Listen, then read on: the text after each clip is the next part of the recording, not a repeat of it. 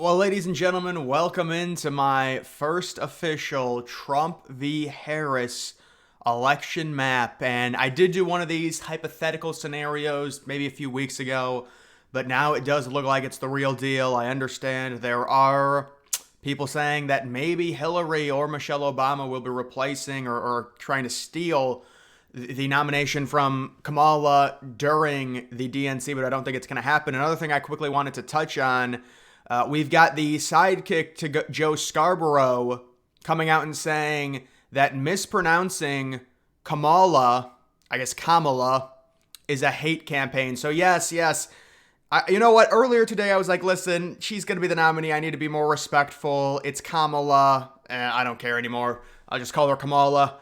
Oh, it's a hate campaign. Yeah. But guys, let's get into this. We can do the whole poly market thing and see. Ooh, Josh Shapiro actually went ahead in terms of this, but there's really nothing to look at right now. There are some snap polls that have come out. You can see recently seems like it's stabilized Trump around a 65% chance, Kamala at a 29. Obviously, if you removed the other Democratic choices, I think Trump would be at around 70-30, so around a 70% chance to win this election, according to the betting markets. You can see Trump going down a little bit and then stabilizing. A lot of liberals expecting maybe a tick up for Kamala once it's like officially announced and they start the funding apparatus and they start bringing everything out. But I guess we will see. There's been a few polls. One poll had Trump up by 8 in a head-to-head against Kamala. There are a few other polls that had that we've seen like 2 or 3 point lead for Trump. I do think it's very similar to the Joe Biden situation, and that's kind of how I'm going to fill out this map. And I will do the color codes. I'll do everything like that. So you do have Washington and Oregon. I don't think either of those states Trump has much of a chance in either way, no matter who they put. I know Oregon, there was an interesting poll, but it's just not going to happen. Obviously, California, Hawaii. I'll lighten Hawaii a little bit. I saw an interesting poll like a few months ago to Hawaii, but certainly I don't think it's going to happen for Trump. Obviously, Alaska, all of these states, let's just get through them. You've got statewide Maine, 1st and 3rd districts as well. You've got Utah, you've got Idaho, Oklahoma, Texas for sure to Trump. All of these states are going to be auto locks for Trump. And you do also have there South Carolina, Florida this year we know is a lock. You do also have some locks for the Democrats, D.C., Rhode Island, Massachusetts, Delaware. People can say, well, now that Biden is out, is it possible? I'll lighten it a little bit. I guess it's possible. I don't think we need to argue over 3 electoral votes right now this early in the process. Let's wait for more polls to come out. New Jersey's another state. Maybe I'll come back to New Jersey, highlight it a little bit. New Hampshire's a pure swing state at this point. Maryland is probably pretty much most definitely going to the Democrats. Illinois, that's another one where it's like, there's been limited polling. Maybe Trump's within 10. We'll have to see. New York, similar. It's like, I just can't do it. Now, if we see polling that suggests it's a crazy difference, and quite honestly, I think we could see polling to where Trump even expands his lead, even though the Democrats, you would think, would not be split now between Biden and Harris. They would fully back Harris.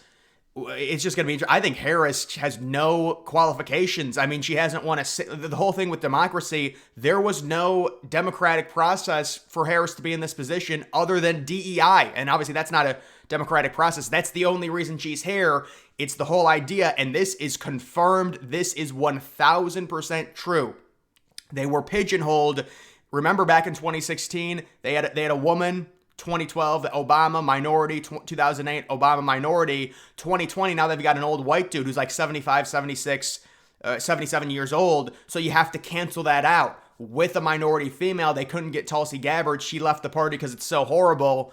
And then they had to take Kamala, even though she was horrible. Didn't even last to Iowa in the Democratic primaries, even though she got big donor money early on in that primary season. So Trump could easily outperform even the Biden numbers that we were seeing, and maybe I will fill this out a little bit more aggressively for Trump. I could be very safe and give him his 330 electoral votes. I think that's minimum right now for Trump. We'll see with the polls, but based on how everything's trending, this idea that they're going to insert someone that didn't win anything, and suddenly it's this bastion of we're protecting democracy and all of that, and just all of their arguments have been totally destroyed. And on top of it, Trump being more likable, people relating to him more, feeling bad for him after the assassination attempt. That's why all these liberals are lashing out. They know that Trump is going to get more support.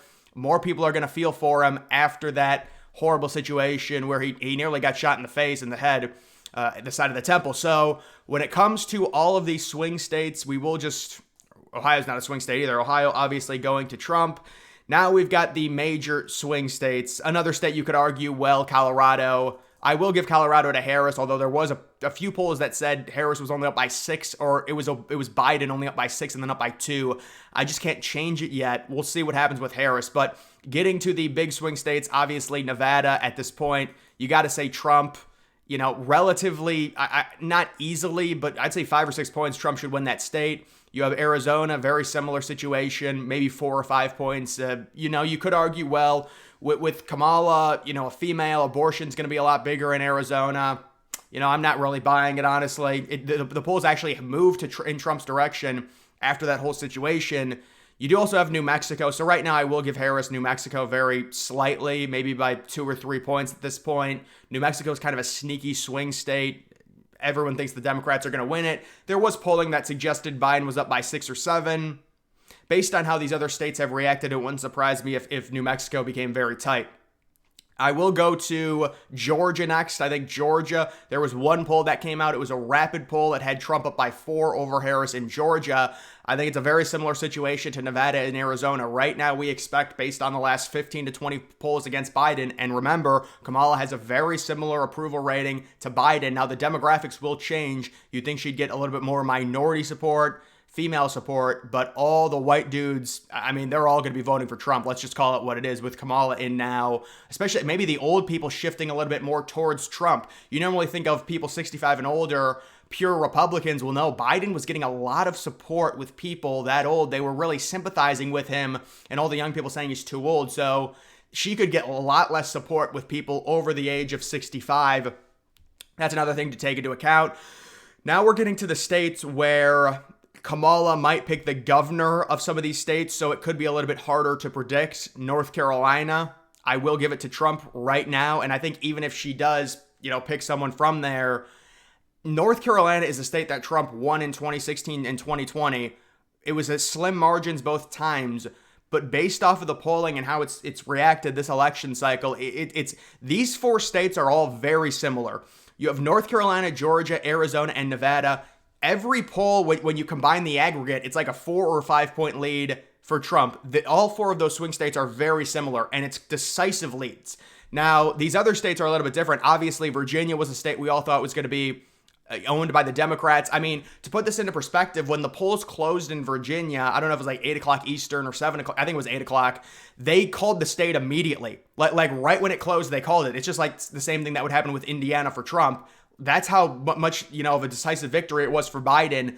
Now it's a pure swing state, and there is this theory from some of the people that I talked to, on my live stream, Harris and whoever the VP ends up being, obviously a much younger ticket, could be more appealing in states like Minnesota and Virginia, and I do kind of agree with that. Now, we'll be waiting for polling. I think I'm going to split it up right now. I do like Trump in Virginia, and I am going to say Harris narrowly takes Minnesota. But Trump even making those swing states is a phenomenal situation for him. And then we have the 3 Rust Belt states, which I think this is where Harris really struggles in comparison to Biden. Biden very competitive in Wisconsin and Michigan. And I'm not saying Trump's going to build these like 10-point leads because it is Harris. We'll see what happens in terms of her VP. But right now, I do think it's a little bit safer for Trump in those states. And then also, I have to put Pennsylvania on the same line. We have seen, some more support in Pennsylvania recently for Trump. It was like a 4 or 5 point lead consistently versus Wisconsin and Minnesota, but those are states that I do expect Trump to win. And then we also do have the statewide Maine. I think Trump narrowly takes the statewide Maine with Harrison now. I had him winning it, honestly, with Biden. Biden had like a 2 point lead or something.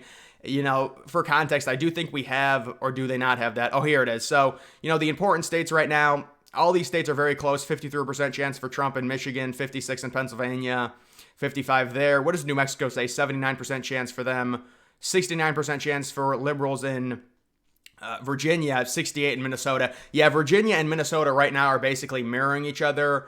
I would be interested in New Jersey's at an 86% chance. Yeah, I mean, I could try and say maybe New Jersey is the surprise state of the election, but I feel like if I predict New Jersey, I'm going to also have to predict New Mexico, because if Trump wins New Jersey, I mean, they're in different parts of the United States, but it just feels like it'd be very surprising if he wins New Jersey that he doesn't win New Mexico. I don't know, but I am going to give Trump the statewide Maine, and then I believe they split these up in terms of the delegates.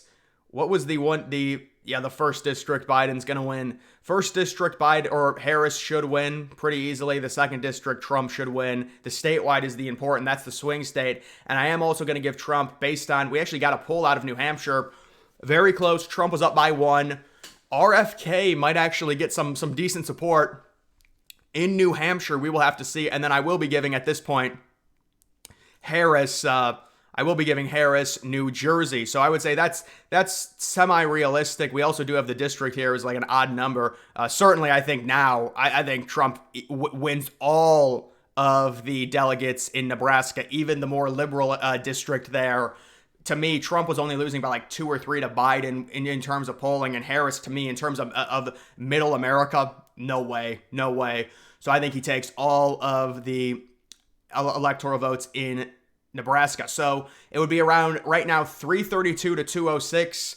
You could certainly be more aggressive with Trump in a situation like this, but I do think right now, based off of no polling, this is, I would say, relatively accurate. We had Trump for a while at around 312, and then he got elevated with everything that happened, the terrible debate. Now with Harrison, it's going to be interesting. I mean, you could make an argument. Does Trump really have a chance for 400 electoral votes? That seems to be the magic number that everyone's talking about.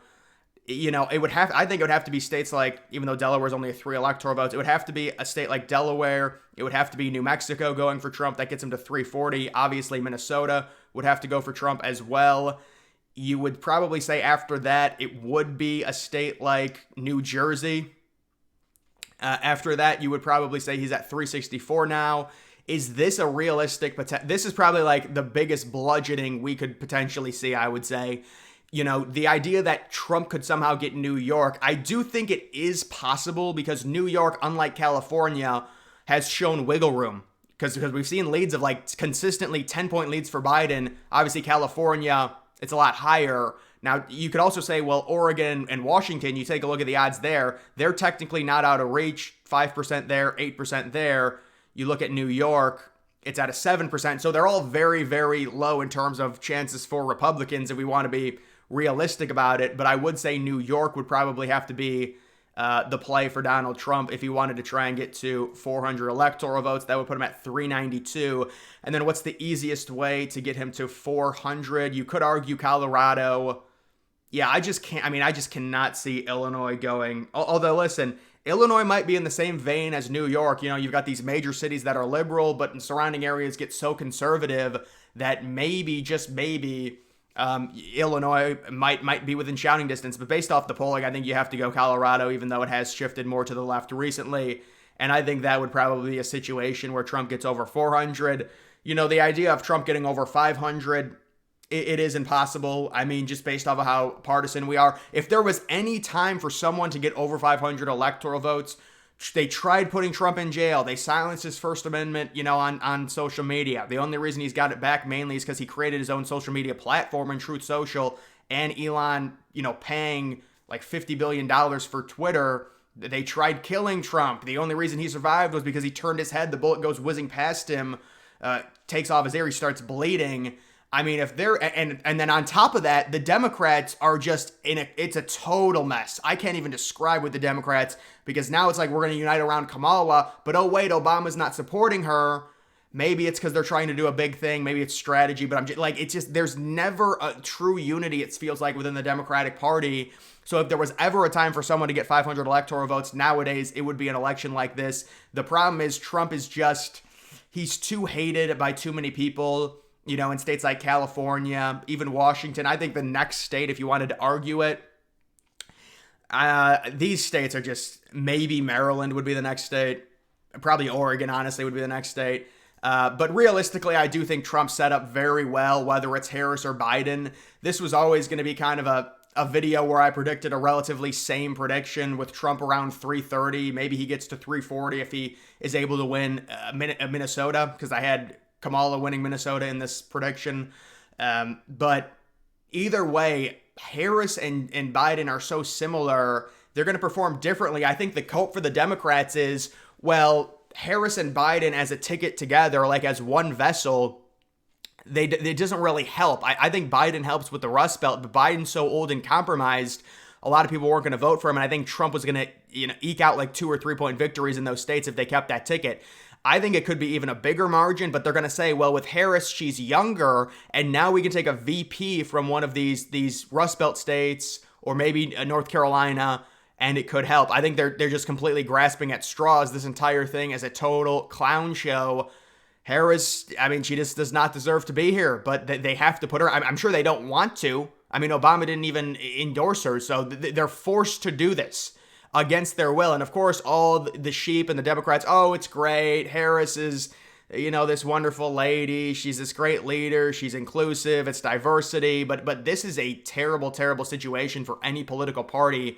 3.5 months before an election, the opposing party is beating your incumbent so badly that he's forced to drop out when he doesn't even want to drop out. The party has to pressure him to the point where they're like, we're going to put the 25th on you, or you can do this peacefully. I mean, it did come out that Nancy Pelosi said behind closed doors, you can either do this the easy way or the hard way. So that's how much of a mess this is with these people.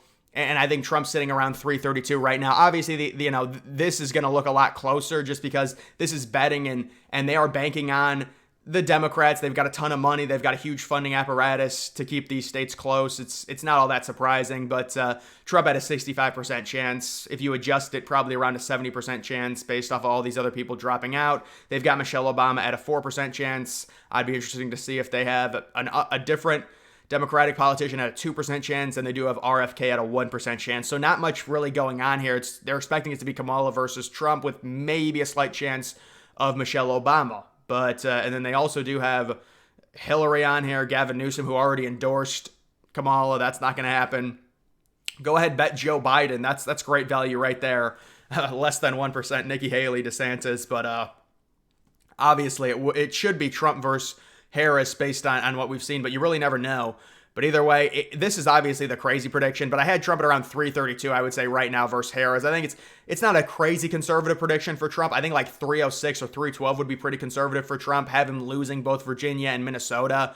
But I think I could see it be going split there. Either way, guys, that is going to do it for this video. Make sure you follow me on X. Link to that's always in the description.